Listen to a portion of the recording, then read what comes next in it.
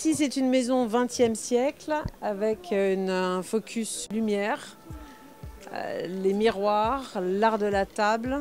On part des années 1910 en général jusqu'aux années 80 exceptionnellement, avec petite période de prédilection qui sont les années 30, l'art déco. J'aime les années 30 pour la pureté des lignes, la simplification du motif, très raffiné, et qui d'ailleurs convient aussi bien aux intérieurs anciens que modernes.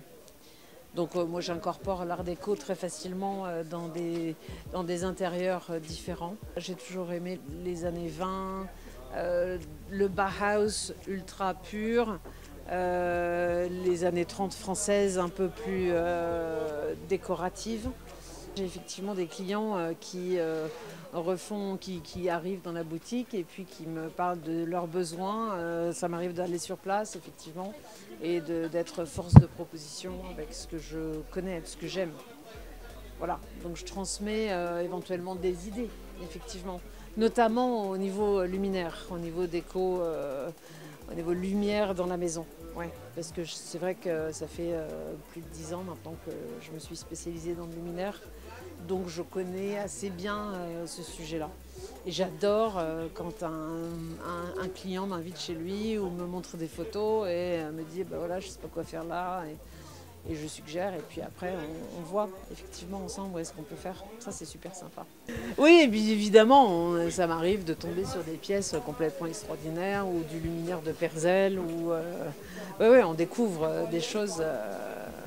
Alors, des pièces maîtresses, en fait, des pièces maîtresses, il y en a beaucoup, mais ça peut être une simple lampe pirouette articulée des années 30, mais c'est les premières créations françaises de lampes particuliers qui sont juste des petites merveilles et de qualité.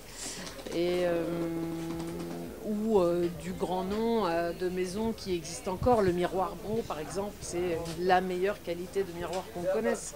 Donc moi, je chine beaucoup le miroir Brault, qui peut paraître insignifiant aux gens qui ne connaissent pas. Et puis quand on le regarde vraiment, là, on découvre l'ingéniosité, la qualité première de tous les matériaux qui sont utilisés. Ça, c'est top.